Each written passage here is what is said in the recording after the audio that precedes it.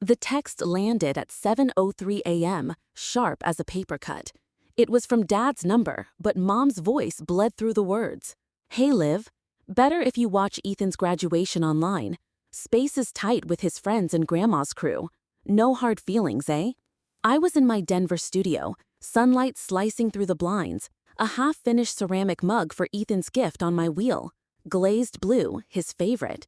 I reread the message, the mug's clay still under my nails. No hard feelings.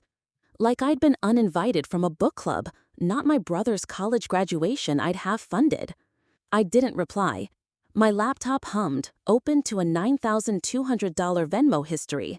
Cap and gown, dorm deposits, Ethan's emergency flights home. My name was on the commencement guest list I'd reserved, until it wasn't. I'm Olivia Hart, 35, a ceramicist and adjunct art professor, piecing together a life from clay and grit in a city I love. I don't break easily, but that text cracked something. Not anger, not yet, just the weight of being erased, again. I grew up in Boulder, in a cedar-shingled house with a view of the Flatirons. Mom, Karen, was a librarian. Dad, Tom, a geologist. Ethan, 4 years younger, was their son, witty, reckless, the kid who charmed teachers into passing grades with a grin. I was Liv, the steady one, molding clay at 12, selling pottery at farmers markets by 16, paying my way through CU Boulder's art program. Ethan's D in math got him a new gaming console. My solo gallery show at 19 got a "nice work, kid." I didn't resent Ethan's light, I loved his chaos. When he flunked his first semester at CSU, I tutored him through summer classes, paid his retake fees. When Mom's car died in 2018, I sent $5,000 from my savings, meant for a kiln. When Dad broke his ankle, I drove home weekly, cooked, cleaned, managed their bills. Ethan posted a ski trip selfie that month, captioned, "Living to Dream." I got a text from Mom, "You're a blessing." Ethan's graduation was my project too. He'd struggled, parties, late assignments, a probation scare. I edited his essays, covered his textbooks, even booked the Fort Collins venue for his post-ceremony party. A rooftop with string lights and craft beer. His vibe. "You're the best, Liv," he'd said, hugging me. I paid the $3,000 deposit, told him not to worry. He didn't. But the cracks showed early. I wasn't in the family's grad prep group chat. Mom said, "You're so busy, Liv, we'll handle it." I offered to design the invites. Ethan laughed, "You're too artsy for this crowd." The planner, Jess, called once about table settings. I confirmed, then noticed she'd switched to Ethan's email for updates. I was the bank, not the guest. The real sting came via email, forwarded by my TA, Mia, who'd seen it by mistake. A thread from Jess, confirming no front row seat for bride's sister, Ethan's request, per Karen. No reason, just a note, clinical as a dentist's reminder. That night, I lay awake, tracing the ceiling's cracks, wondering when I'd last heard "How's Liv" from any of them. I couldn't pinpoint it. Ethan's grad party planning lunch was my first clue I'd been sidelined. I drove up, brought custom coasters I'd fired for the tables. No one mentioned them. Photos hit Instagram later. Mom, Dad, Ethan, his girlfriend, Mia, all toasting. I was in one shot, half cut off, carrying a tray in the background.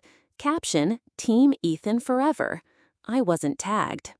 The grad website went live a week later. Meet the VIPs. Parents, Mia, Ethan's frat brothers. I was under "Special Thanks," my name misspelled, Olive. I tried the planning portal I'd set up. Budgets, vendors, timelines. Access revoked. No warning, just a blank screen. I felt it then, not rage, but a quiet shame, like I'd lingered too long at a party I wasn't invited to. I stopped showing up. The final venue walkthrough? I skipped it, citing a class. No one asked why. The party's playlist, one I'd curated? I deleted my input, left Ethan's Spotify link. Nothing. I updated the caterer's contact to Mom's email, noting, "Direct all queries here." Silence.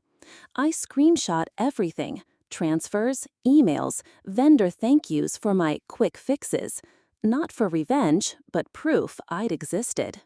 I posted one Instagram story, a lone coffee cup on my studio table, a blank sketchbook beside it. No caption. Mia DM'd a heart. She knew. I canceled my hotel for the grad weekend. Didn't pack. No one noticed. Watch it online. I didn't answer. I let the text sit, a ghost in my inbox. 3 days before the ceremony, I met Mia for coffee. "I'm not sabotaging," I said, stirring my latte. She nodded. "You're just done paying for their stage." She helped draft the email. Olivia Hart withdraws all financial and logistical support for Ethan Hart's graduation events, effective immediately. No venom, just facts. Canceled payments, voided bookings, vendors CC'd. I sent it from my personal Gmail, not my work account, with a 12-page PDF of receipts. By Friday, the planner, Jess, emailed, "Olivia, are you sure? Some vendors won't proceed without payment." I didn't reply. Mom called twice. I let it ring. Ethan texted, "WTF, Liv?" No voicemail, no follow-up. Saturday, graduation day, the collapse began. The caterer bailed, unpaid. The rooftop bar demanded the $3,000 balance. Dad's card declined. The shuttle from the dorms? Canceled, no deposit. Guests milled in a parking lot. No music, no beer, just Ethan's friends posting confused stories. I wasn't in Denver. I'd driven to Great Sand Dunes. No signal, just dunes and sky. My tent was pitched by noon, a worn copy of Braiding Sweetgrass in my lap, a thermos of tea cooling. Mia emailed updates Sunday. Ethan's mom lost it. Half the guests left early. No live stream, planner skipped it. Ethan posted one photo, him in his cap, alone, captioned, "Made it." No party, no crowd, just a forced smile. Back in Denver, Tuesday, the knock came at 6:47 p.m. Through my peephole, Dad in his old fleece, Mom clutching a scarf, Ethan hoodie up, scowl set. I opened the door, leaned against the frame. "You found me," I said, voice flat. Mom started, teary. "Liv, how could you? Ethan's day was ruined." Dad cut in, "We're not here to fight. Let's fix this." Fix, like I'd spilled wine, not been erased. "Fix what?" I asked. Ethan stepped forward, voice sharp.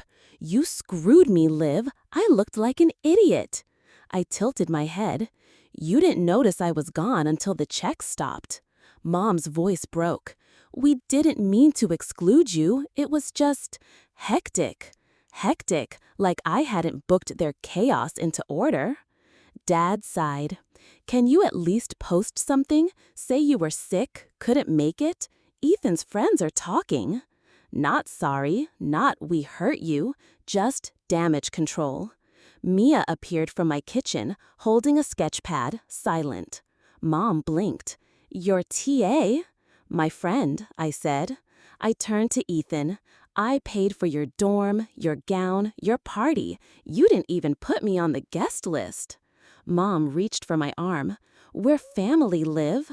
I stepped back. "Family doesn't text me to stay home." Ethan muttered, "You're so dramatic." I looked at him, the kid I'd carried for years. Dramatic was thinking you'd ever see me.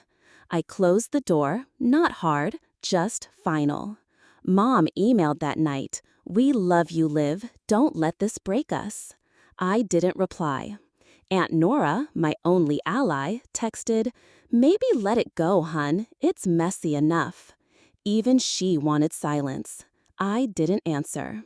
I deleted the family Google Drive, unfollowed Ethan, muted Mom and Dad.